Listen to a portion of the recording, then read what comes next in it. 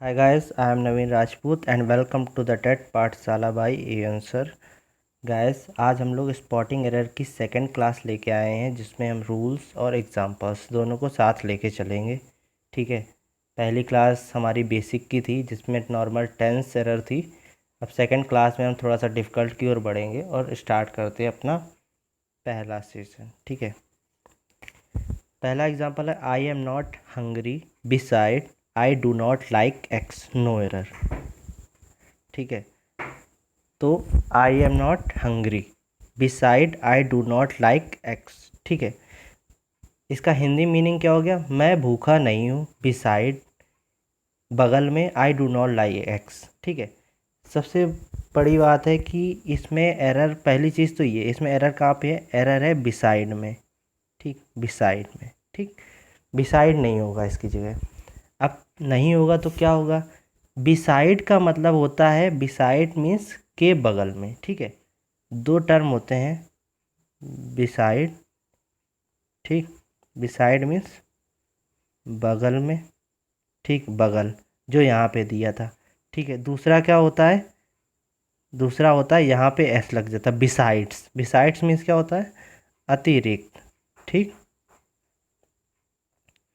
तो यहाँ पे बगल का तो कोई सेंस नहीं बन रहा है। ठीक, आई am not hungry besides I do not like eggs.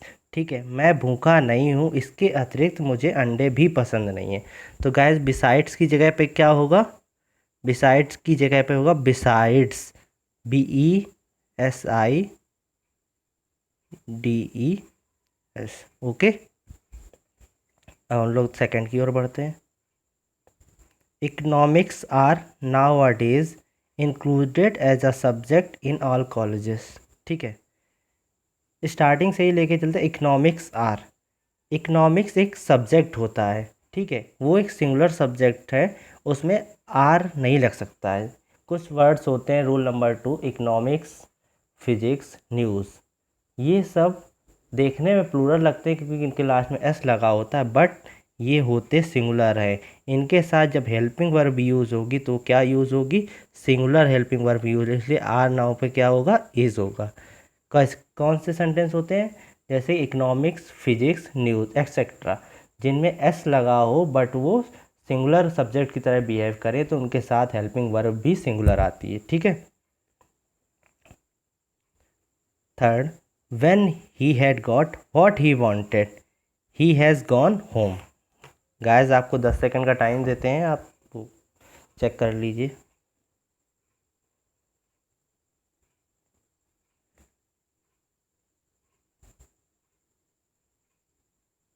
ठीक है, when he had got what he wanted he has gone home। ठीक है, सेंटेंस की स्टार्टिंग देखते हैं। व्हेन ही हैड गॉट मतलब सेंटेंस पास्ट टेंस में चला आ रहा है। What he wanted, another past tense is used. Then the next level he has gone. जब बाकी के दो स्टेप पास्ट टेंस में है तो जो थर्ड स्टेप है वो भी पास्ट में ही होना चाहिए। यहाँ पे प्रेजेंट परफेक्ट यूज़ हो रहा है। ठीक है, तो पूरा सेंटेंस किस में बनेगा? पास्ट में ही जाएगा। तो हैज़ गॉन ना होकर के क्या होगा? वेंट। ठीक है, ही वेंट, गो की सेकेंड फॉर्म लग जाएगी went. Clear? Third, of the two proposals B think the second is the most attractive. ठीक है, 10 सेकेंड आप लीजिए।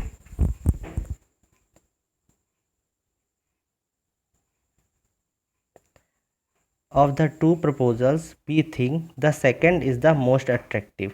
ठीक है गाइस, जब ऑफ द टू की बात की जाए, जब सेंटेंस में ऑफ द टू की बात की जाए, ये एक बहुत इंपॉर्टेंट रूल है एडजेक्टिव का।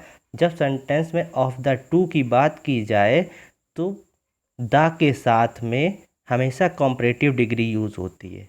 ठीक है, जब सेंटेंस में ऑफ द टू की बात की जाए तो द के साथ में हमेशा कंपैरेटिव डिग्री यूज़ की जाती है। तो क्या हो जाएगा? द मोस्ट अट्रैक्टिव की जगह हो जाएगा द मोर अट्रैक्टिव, जब सेंटेंस में ऑफ द टू दिया हो। क्लियर? कब द के साथ कंपैरेटिव डिग्री लगती? जब सेंटेंस में ऑफ द टू गिवन हो। ठीक है, next, if I wrote to my father now he will receive the letter tomorrow. Please find the fault.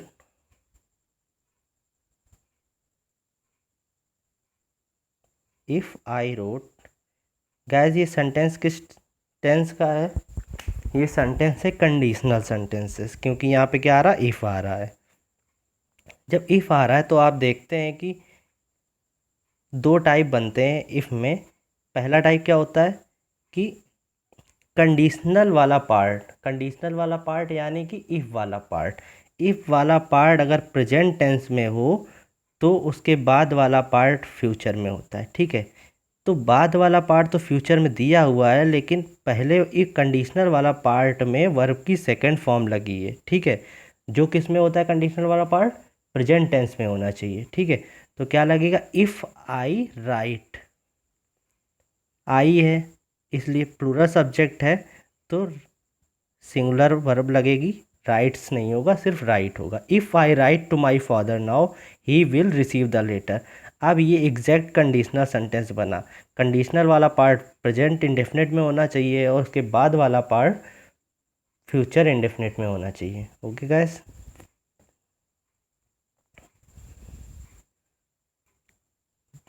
Next sentence, this road is worst than any other road of the city, no error. This road is worst than any other road of the city.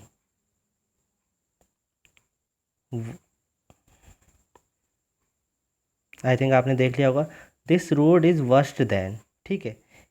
Than any other road of the city, than any other road of the city, ठीक है। इससे क्या पता चलता है कि एक road है जो वर्स्ट क्या है? वर्स्ट जो है हम लोगों की बैड की थर्ड फॉर्म है, ठीक है।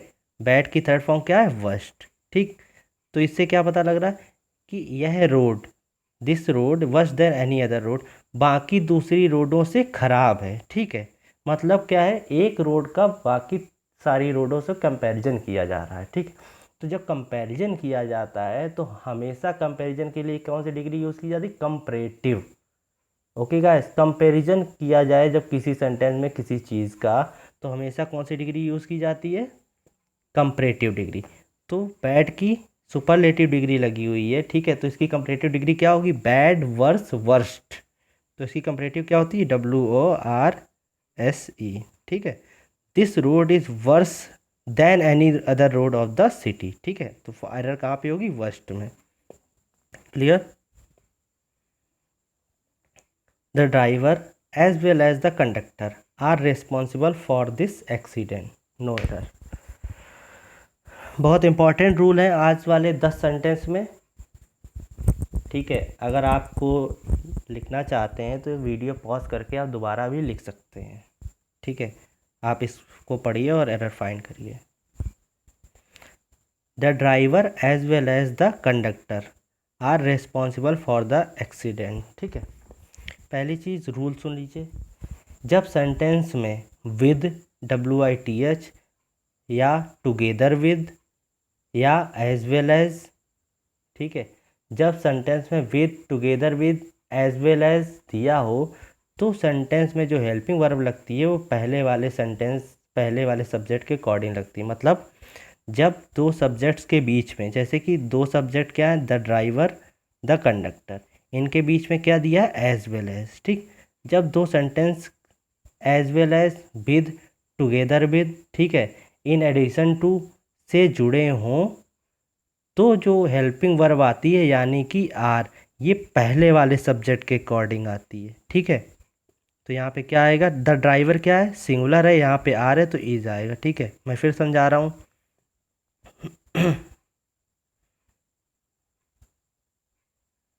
जब सेंटेंस में दो subject with, together with, as well as से जुड़े हों तो सेंटेंस में जो हेल्पिंग वर्ब आती है वो पहले वाले सब्जेक्ट के अकॉर्डिंग डालती है, ठीक है। पहला वाला सब्जेक्ट अगर सिंगुलर है तो हेल्पिंग वर्ब भी सिंगुलर आएगी। अगर यहाँ प्लूरल है, डाइवर्स होता, तो यहाँ पे आर ठीक था, ठीक है। इसी में एक रूल और है, ठीक है। क्या रूल है? जब दो सेंटेंस या दो सब्जेक्ट किससे जुड़े हो? आइदर आर, नाइदर नॉर और not only but also say जुड़े हो। जब दो सब्जेक्ट आइदर और, नाइदर नॉर और not only but also say जुड़े हों तो जो हेल्पिंग वर्ब आती है वो दूसरे वाले सब्जेक्ट के अकॉर्डिंग आती है। ठीक है, क्या मैंने बताया? जब दो सेंटेंस या दो सब्जेक्ट्स आइदर और, नाइदर नॉर या not only but also say जुड़े हों, इस एज वेल एज की जगह आइदर और, नाइदर और, नॉट ओनली बट आल्सो होता, तो ये जो सब्जेक्ट या ये जो हेल्पिंग वर्ब आती, ये हमारी दूसरे वाले सब्जेक्ट के अकॉर्डिंग आती। ठीक है, clear? Next, some people feel that no progress is possible without discipline.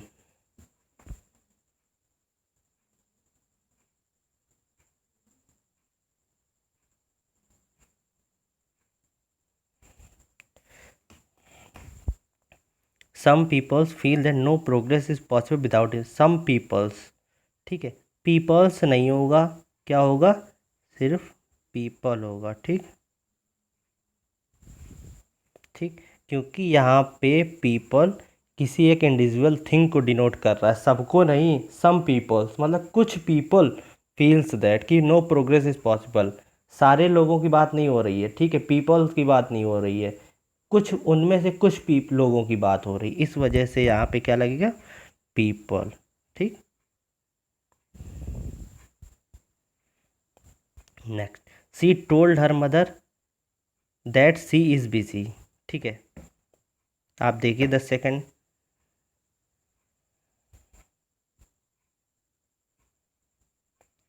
C told her mother that she is busy.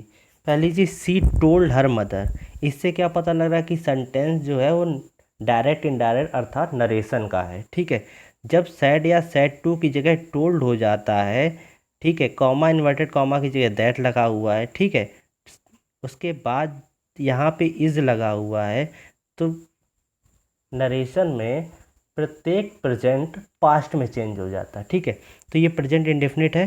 ठीक है, तो ये किस में चेंज हो जाएगा? Past indefinite. मतलब she told her that she was busy. ठीक है, वॉज क्यों लगा? क्योंकि सी सिंगुलर है। ठीक है, अगर कोई प्लूरल होता तो वर्ड लगता। क्या रूल है कि प्रेजेंट पास्ट में चला जाता है। ठीक है, नरेशन में प्रेजेंट पास्ट में चला जाता है। पर पता कैसे लग रहा है कि ये नरेशन का वाक्य? Told her. टोल्ड हर क्यों? सैड और सैड टू की जगह टोल्ड हुआ है। ओके गाइस, और दैट लगा हुआ है कॉमा इन्वर्टेड कॉमा की जगह।